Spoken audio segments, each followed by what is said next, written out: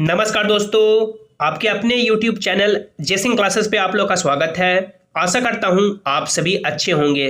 Railway group D 2024-25 का form भराना समाप्त हो चुका है। इस वीडियो में हम लोग बात करने वाले हैं कि 2024-25 का ये जो फॉर्म भराया गया है, इसमें टोटल कितने फॉर्म भरे गए हैं, आपका एग्ज़ाम कब होगा, सिलेबस क्या है, एग्ज़ाम का पैटर्न क्या है, कहाँ कहाँ से क्वेश्चन पूछे जाएंगे, कितने क्वेश्चन पूछे जाएंगे, कितना कट ऑफ जा सकता है, पिछली बार कितना कट ऑफ गया था, इस बार क्या संभावित कट ऑफ है, कितने नंबर का आपको टारगेट लेके चलना है, और जब रिजल्ट होगा तो पीईटी यानी कि फिजिकल एफिशिएंसी टेस्ट में आपसे क्या क्या करवाया जाएगा। तो यदि आप लोगों ने ग्रुप डी का फॉर्म भरा है तो पूरे वीडियो को आपको ध्यान से देखना है, और यदि अभी तक आप लोगों ने चैनल को सब्सक्राइब नहीं किया है तो कर ले, ताकि रेलवे ग्रुप डी के जितने भी आगे के अपडेट्स हो सबसे पहले आपको जानकारी मिल सके। दोस्तों, आप लोग यहाँ पे देख सकते हैं, ये आपका ग्रुप डी 2025 का जोन वाइज वैकेंसी चार्ट था, जिसमें टोटल वैकेंसी 32,438 है। अब इस वैकेंसी को बढ़ाने की मांग उठाई जा रही है कि इस वैकेंसी को बढ़ाया जाए। अभी 2 मार्च तक इस वैकेंसी को नहीं बढ़ाया गया है। अभी 2 मार्च तक 32,438 ही वैकेंसी है जिसमें आप लोगों ने फॉर्म भरा है। अब आगे आने वाले समय में यदि वैकेंसी बढ़ती है तो वो अलग बात होगी, लेकिन आज तक वैकेंसी इतनी ही है। अब इसमें टोटल कितने फॉर्म भरे गए हैं 2025 में, इससे पहले आप लोग 2019 वैकेंसी का आंकड़ा देखें जो पिछली वैकेंसी है, क्योंकि 2019 के बाद डायरेक्ट जो ग्रुप डी की वैकेंसी आई है वो 2025 में आई है, यानी 6 सालों के बाद। 2019 में जो टोटल वैकेंसी थी वो 1,03,769 वैकेंसी थी, यानी 1,03,000 वैकेंसी के आसपास। और इस बार वैकेंसी देख सकते हैं 3200 के आसपास, यानी लगभग 1/3 वैकेंसी है। 1/3 से भी कम वैकेंसी है, 1/3 से भी कम वैकेंसी है एज कंपेयर टू 2019 में।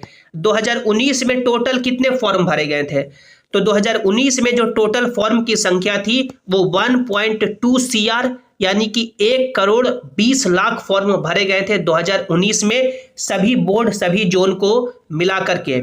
और ये जो 2025 की वैकेंसी है 32,438 पोस्ट के लिए, इसमें लगभग 1.5 CR के आसपास फॉर्म भरे जा चुके हैं, यानी 1,50,00,000 फॉर्म भरे जा चुके हैं 32,000 पदों के लिए। जितने भी गांव के लड़के हैं, जितने भी शहर के लड़के हैं, जिन्होंने BA किया है, BSc किया है, PhD किया है, इंजीनियरिंग किया है, BTech किया है, MTech किया है, 10th पास है, 12th पास है, सभी ने फॉर्म भरा है। आप लोग अपने गांव में पता कर सकते हैं, शहर में पता कर सकते हैं, सभी ने फॉर्म भरा है। और ये वैकेंसी 6 सालों के बाद आई है, और इसमें जमकर फॉर्म भरे गए हैं लगभग 1.5 CR यानी कि 1,50,00,000 फॉर्म भरे गए हैं। अब जब 2019 में 1,03,000 से ज़्यादा वैकेंसी थी तो क्या कट ऑफ देखने को मिला था, तो आप लोग यहाँ पे देख सकते हैं, जो सबसे ज़्यादा वैकेंसी थी 2019 में वो नॉर्दर्न रेलवे यानी जो दिल्ली या चंडीगढ़ बोर्ड है वहाँ थी, लगभग 13,000 के आसपास फर्स्ट नंबर पे ये था। उसके अलावा ये जो वेस्टर्न रेलवे है, जो आपका अहमदाबाद बोर्ड है, इसमें भी वैकेंसी अच्छी खासी 10,000 प्लस थी। ईस्टर्न रेलवे में भी 10,000 प्लस थी। तो ये जो टॉप के बोर्ड है, जैसे कि जहाँ पे सबसे ज़्यादा वैकेंसी 2019 में थी, वहाँ पे क्या कट ऑफ देखने को मिला था, तो आप लोग यहाँ पे देख सकते हैं, ये आपका RRB चंडीगढ़ का कट ऑफ है, यानी कि जो दिल्ली बोर्ड है उसका रिजल्ट जो पिछली वैकेंसी का आया था वो 23 दिसंबर 2022 को, यानी एग्जाम 2022 में हुआ था 2019 वैकेंसी का, और रिजल्ट 2022 में आया था। कट ऑफ देख सकते हैं 100 नंबर के बेसिस पे जो नॉर्मलाइज्ड कट ऑफ गया था वो यूआर कैटेगरी यानी जनरल कैटेगरी का लगभग 70.98 यानी लगभग 71 नंबर, SC कैटेगरी का 60 नंबर, ST कैटेगरी का 50 नंबर, OBC का 64 नंबर, EWS का 57 नंबर। और आप लोग देख सकते हैं ये जो चंडीगढ़ बोर्ड है, यहाँ पे वैकेंसी 13,000 प्लस थी। 2019 में वैकेंसी 13,000 प्लस थी, और इस साल 2025 में जो चंडीगढ़ बोर्ड है, देख सकते हैं नॉर्दर्न रेलवे दिल्ली चंडीगढ़, इसमें 4,785 वैकेंसी है। तो समझ सकते हैं वैकेंसी यहाँ पे भी लगभग 1/3 है 2025 में। उसके अलावा आप लोग देख सकते हैं जो आपका अहमदाबाद बोर्ड है यानी कि वेस्टर्न रेलवे बोर्ड है, इसमें वैकेंसी 2019 में 10,000 प्लस वैकेंसी थी। 2019 में 10,000 प्लस वैकेंसी थी और 2025 में जो वैकेंसी है आप लोग यहाँ पे देख सकते हैं, जो वेस्टर्न रेलवे यानी कि जो अहमदाबाद बोर्ड है, 2025 वैकेंसी का चार्ट देखें, western railway Ahmedabad board 4,672 vacancy है। 2025 में मात्र 4,672 वैकेंसी है। तो 10,000 प्लस वैकेंसी के लिए क्या कट ऑफ गया था, तो देख सकते हैं जनरल कैटेगरी का 62 नंबर गया था, एससी कैटेगरी का 50, एसटी कैटेगरी का 49, ओबीसी का 58 और ईडब्ल्यूएस का 51। तो ये आप लोगों ने दो बोर्ड का कट ऑफ देखा जो 2019 वैकेंसी में सबसे ज़्यादा एक ऐसा जोन था या बोर्ड था जहाँ पे अच्छी खासी वैकेंसी थी। अब हम लोग बात करते हैं एग्ज़ाम डेट के रिगार्डिंग, उसके बाद हम लोग बात करेंगे आगे सभी बातों पे। तो एग्ज़ाम कब आपका हो सकता है, तो ये इस तरह से एक नोटिस है जो वायरल किया गया था अलग अलग सोशल मीडिया पे, जिसमें बोला गया था कि जो आपका ग्रुप डी का जो एग्ज़ाम है, जो सेंट्रलाइज्ड एम्प्लॉयमेंट नोटिफिकेशन नंबर 08/2024 है, उसका जो एग्ज़ाम संभावित है वो 25 नवंबर से स्टार्ट होगा, 25 नवंबर 2025 और चलेगा 16 नवंबर 2026 तक। यानी लगभग कितना दिन, तो 5 दिन नवंबर का हो गया, 5 दिन आपका नवंबर का हो गया, दिसंबर में लगभग मान सकते हैं 30 दिन हो गया और जनवरी में आपका लगभग 16 दिन हो गया। तो ये लगभग एग्ज़ाम 51 डेज यानी 51 दिन तक आपका एग्ज़ाम चलेगा। 2019 में भी लगभग मान सकते हैं 40 से 45 दिन तक एग्ज़ाम चला था। इस बार फॉर्म है जो लगभग 1.5 CR यानी कि 1,50,00,000 के आसपास फॉर्म भरे गए हैं, तो इतना दिन एग्ज़ाम चलना बनता है। तो आप लोग समझ सकते हैं लगभग 51 डेज तक एग्ज़ाम चलेगा। संभावित है कि आपका एग्ज़ाम इसी के आसपास यानी कि नवंबर, दिसंबर, जनवरी के आसपास होगा। तो आप लोग नवंबर एग्ज़ाम का जो डेट है वो टारगेट लेके चल सकते हैं। जो आपका एग्ज़ाम का एडमिट कार्ड है, जिस भी डेट को आपका एग्ज़ाम होगा उससे 4 दिन पहले आपका एग्ज़ाम डेट यानी कि एडमिट कार्ड आता है। मान लीजिए कि एग्ज़ाम आपका 10 दिसंबर को है, तो आप लोग अपना एडमिट कार्ड है जो 6 दिसंबर को वेबसाइट से डाउनलोड कर पाएंगे। इसके बाद हम लोग आगे बढ़ें और बात करें कि 2025 में सिलेक्शन लेने के लिए, 2025 वैकेंसी से नौकरी लेने के लिए आपको कितना नंबर लाना होगा। तो आप लोगों ने देखा कि 2019 वैकेंसी का जब एग्ज़ाम 2022 में लिया गया था तो ऑलमोस्ट जो सभी बोर्ड का नॉर्मलाइज्ड कट ऑफ गया था, जो नॉर्मलाइज्ड कट ऑफ देखने को मिला था वो 60 से लेकर के 70 नंबर के आसपास नॉर्मलाइज्ड कट ऑफ। यानी ऐसा कोई कैंडिडेट जो एग्ज़ाम में 2022 जब एग्ज़ाम हुआ था तो 50 से लेकर के 60 नंबर लेके आया होगा, यानी 50 से 60 सवाल यदि वो सही करके आया होगा एग्ज़ाम में तो उसका अभी जॉब हो गया होगा।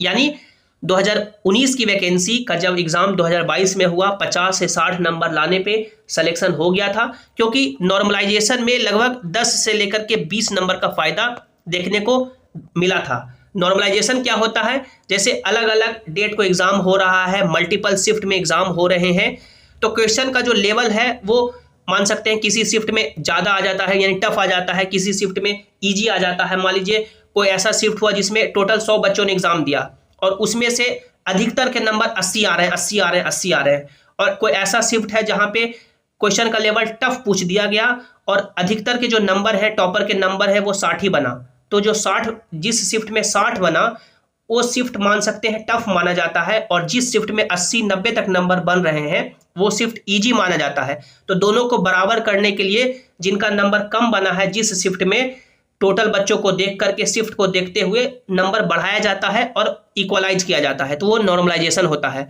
तो 10 से 20 नंबर का नॉर्मलाइजेशन का फ़ायदा ऐसे मिलता है। अब 2025 में सिलेक्शन लेने के लिए आप लोग जो अभी स्क्रीन पे नंबर देख रहे हैं, जैसे यूआर कैटेगरी से 70, ओबीसी से 68, ईडब्ल्यूएस से 66, एससी से 64 और एसटी से 62, ये रॉ मार्क्स है। रॉ मार्क्स कहने का क्या मतलब हुआ कि जिस भी दिन आप लोग एग्ज़ाम देने जाएंगे तो आपको टारगेट लेके चलना है कि इतने सवाल आपको सही बना के आना है, सही करके आना है, क्योंकि इस बार 2025 में इससे कम का टारगेट रखेंगे, इससे कम नंबर लेके आएंगे तो सिलेक्शन मुश्किल है।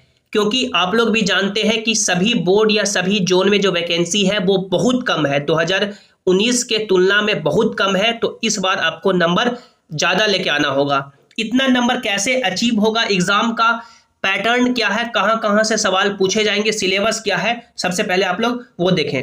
आप लोग यहां पे देख सकते हैं सिर्फ एक एग्जाम होगा, एक ही एग्जाम के बेसिस पे आपका फाइनल सिलेक्शन किया जाएगा, एक ही एग्जाम के बेसिस पे आपको नौकरी दी जाएगी, एक ही एग्जाम में आपको सारा टैलेंट दिखाना होगा।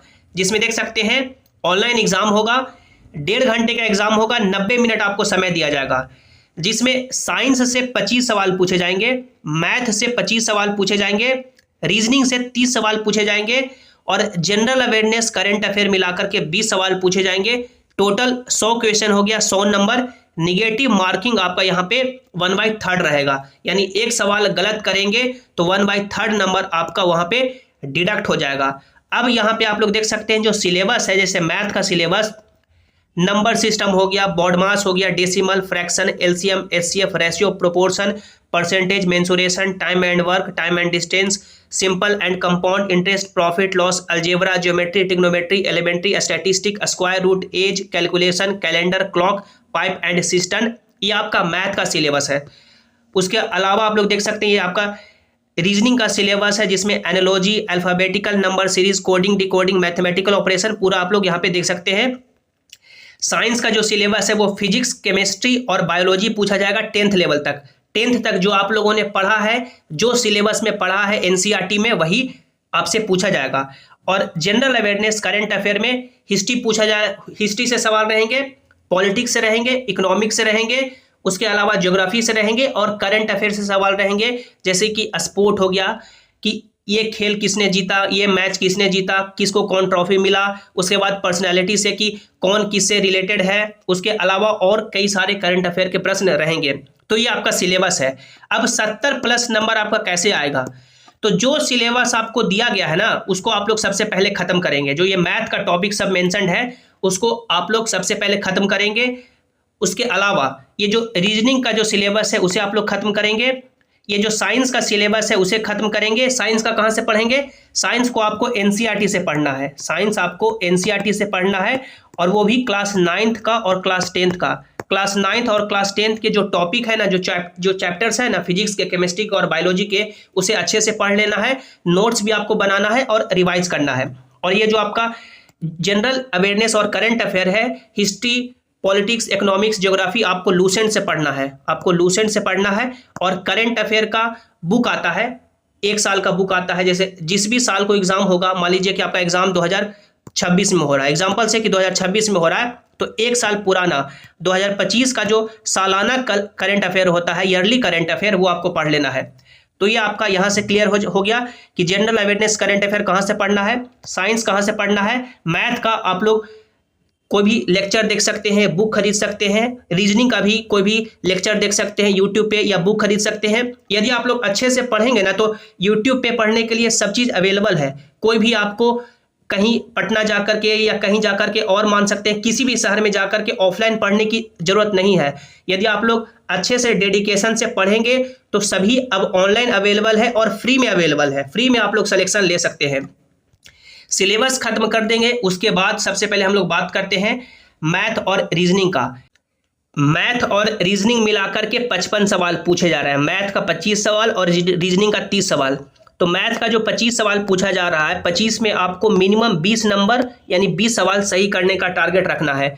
रीजनिंग में जो 30 प्रश्न पूछे जा रहे हैं, इसमें आपको मिनिमम 25 सवाल सही करने का टारगेट रखना है, यानी कि यहाँ से आपका 45 क्वेश्चन 45 नंबर हो चुका है। अब ये 45 नंबर आएगा कैसे?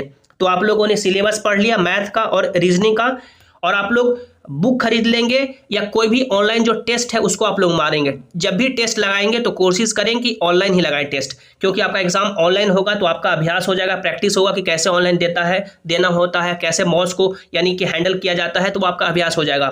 तो मैथ और रीजनिंग का सिलेबस खत्म कर लिए।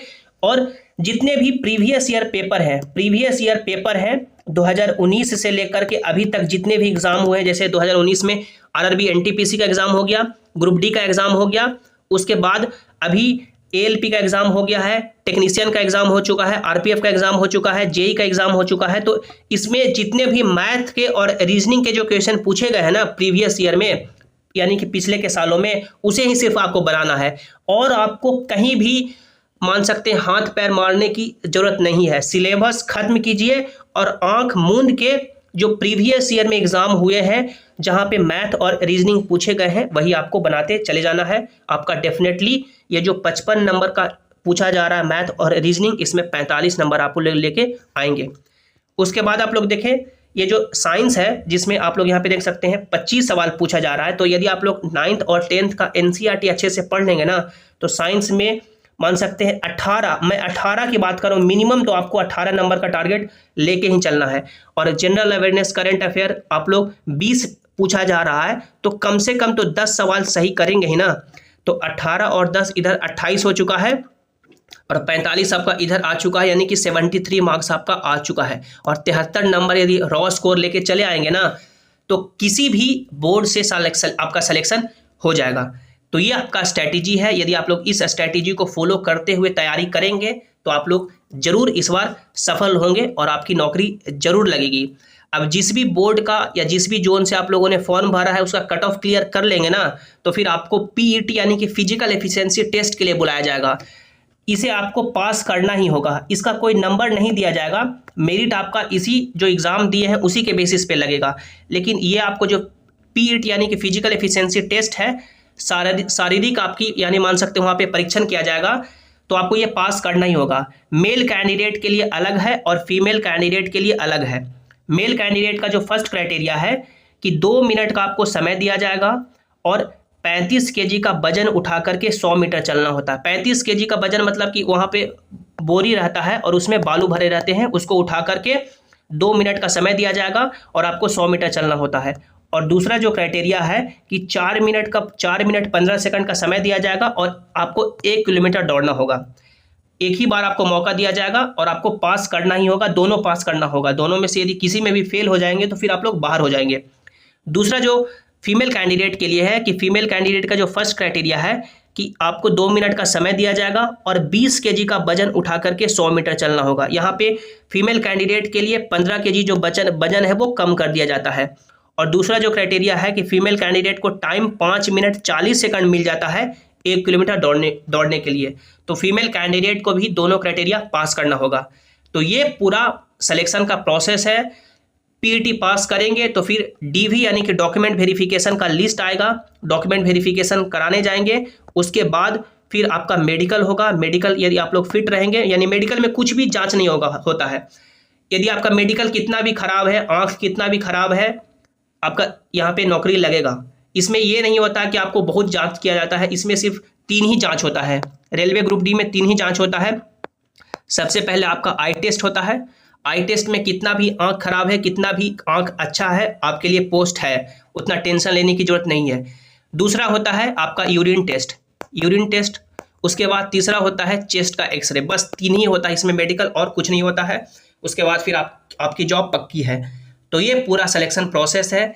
आपको इसके रिगार्डिंग कुछ भी मन में डाउट है, कुछ भी जानकारी चाहिए तो नीचे कमेंट में जरूर पूछें। इस वीडियो को लाइक करें और अपने दोस्तों के साथ शेयर जरूर करें। और सभी इंपॉर्टेंट अपडेट और नोटिस पाने के लिए आप लोग इस टेलीग्राम पे जरूर ज्वाइन हो जाएं ताकि जो भी नोटिस हो, जो भी अपडेट हो यहाँ पर आपको मिल सके। धन्यवाद।